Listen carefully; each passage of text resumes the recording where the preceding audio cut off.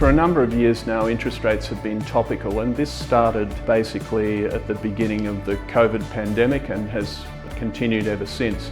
Through COVID, we saw interest rates go incredibly low, and they stayed there for quite some time.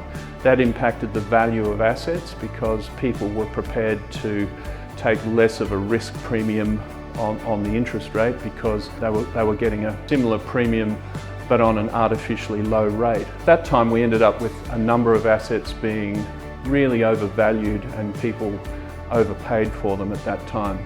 We were pretty careful not to do that in 2022, where quite unexpectedly interest rates went from that 0.1% up to 4.35% in a little over a year. So it was a very strong gradient of growth in interest rates. That said, when you look in the long term, that interest rate growth was predictable and also probably within the range that you'd expect within the market. But what that has caused cash flow issues for some people in the market, but we've been lucky enough to be careful with our interest rate management strategy, and we've been aware of that. Over the last 12 months or so, we've had a lot of rhetoric about interest rates coming down. And whilst they have come down modestly, there was talk of them coming down much more than they have. I think we always thought that it was unlikely they'd come down very far, notwithstanding the pundits saying that they would.